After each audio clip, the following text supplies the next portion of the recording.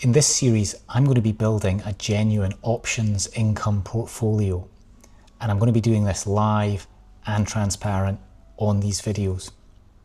My overall goal for myself is to be generating some yield without being stuck to my computer all day.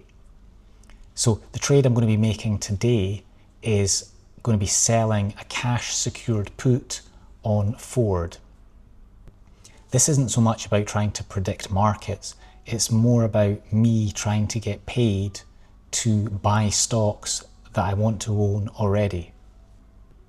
My target for this account is steady, repeatable income, and I'm aiming for hopefully over 10% annually, and that's without taking too many risks.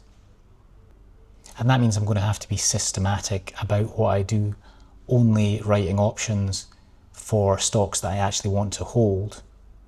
As I was saying, I'm going to be writing a cash secured put for Ford stock, and the reason I've picked Ford is simply I like Ford cars.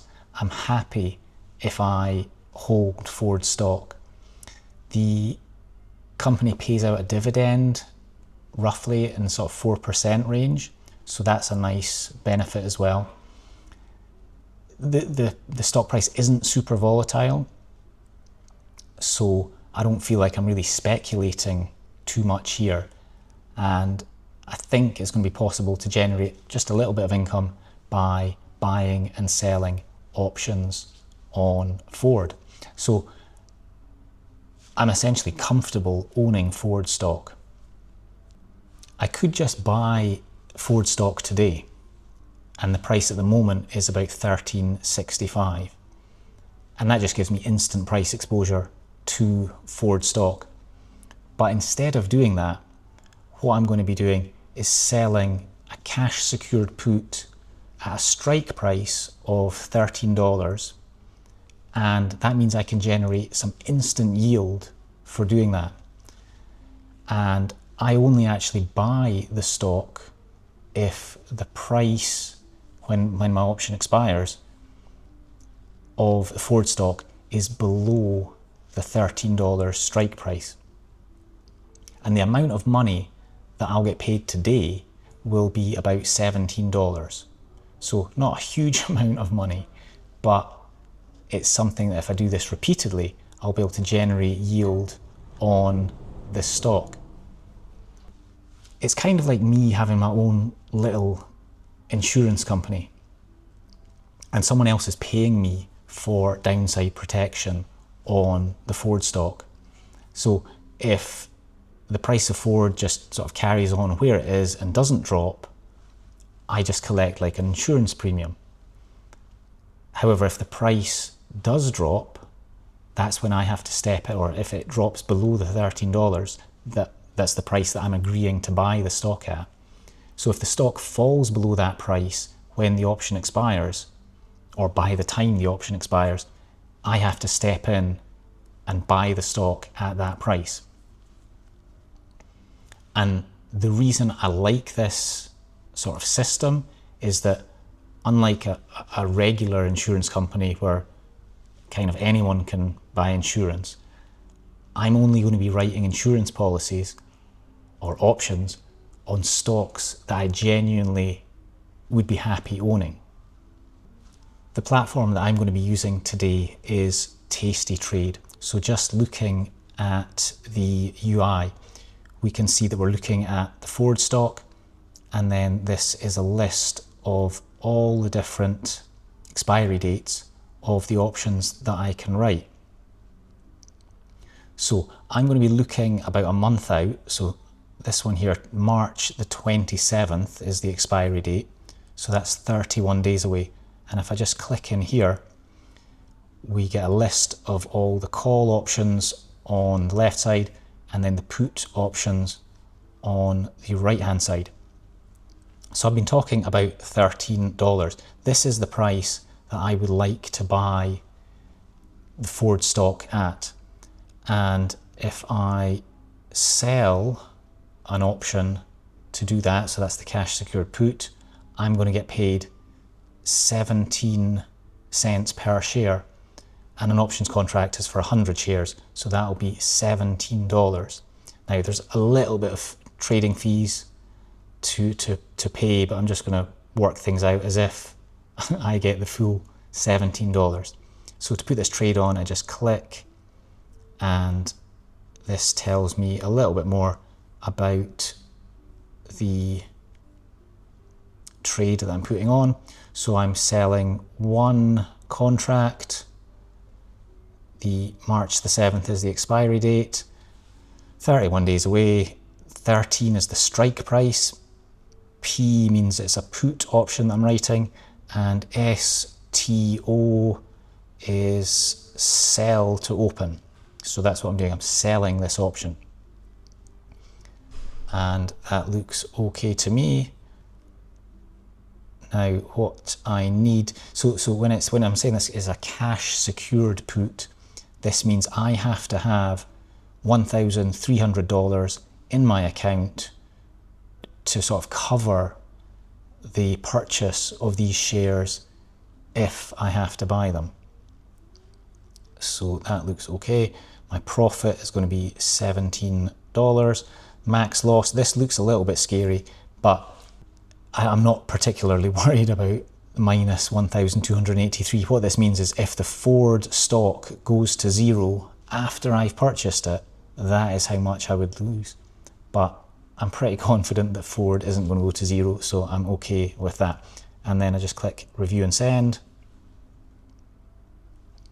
And this is what I think is really interesting about options markets, is that because I'm in Thailand at the moment, the American markets are closed.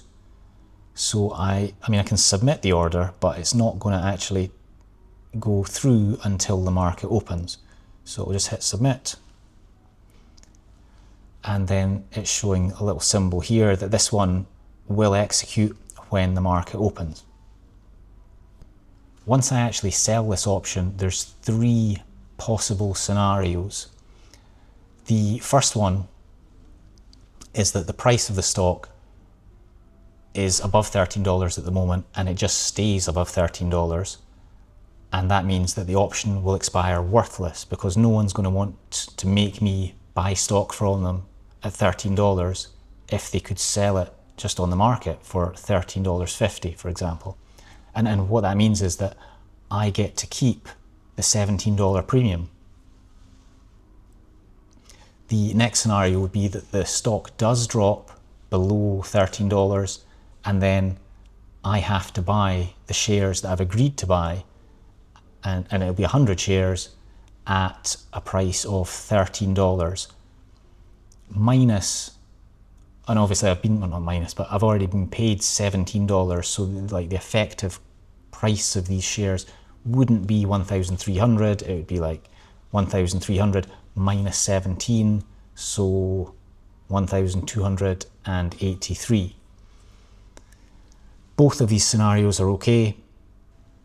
The scenario I'm less keen to happen is if the price of Ford stock really crashes hard. If it goes down to say $10, $8 or something like that, I still have to buy the stock at $13. So that's why I'm really focusing on only writing options for shares that I'm going to be comfortable owning. So in that case, if the price did crash hard, I would essentially be overpaying for the shares. So that's the risk that comes with writing cash secured puts. Having a quick look at the calculator, the premium for writing this option is $17, and the amount of collateral I have to post for this to make this premium is the $1,300. So 17 divided by 1,300 gives me a return, if I wait for this option to expire and assuming I don't have to buy the shares, is a return of 1.3% in a month. So if I was writing a similar sort of option every month and never had to buy the shares, then over the course of a year, that'd be over 12%. Just going back to Tastytrade, we can see that this option here has a delta of 0.25. So that tells me that roughly a quarter of the time it's likely that I would get assigned these shares. So 3 times out of 4, I'll just get the premium, nothing else happens. 1 time out of 4, roughly, I'll end up buying 100 shares of Ford stock. But as I was saying, that's not necessarily a bad thing for me. I'm happy to be owning Ford stock. And then if I do get assigned Ford shares, I can then transition to sell covered calls. And that's something that I can talk about further in a future video. It's also possible for me to exit this options position early, so not necessarily waiting the full 30 days. Like if I could get 50% of this $17 premium after just a week, then that's actually a really good yield for me, and that means I could then just write another option in a week or 10 days time. As far as my options portfolio goes, I'm trying to be methodical and just follow a structured approach, only writing options for stocks that I genuinely would be happy to own. And not only that, just accepting that the premiums that I'm going to be getting are not going to be super high.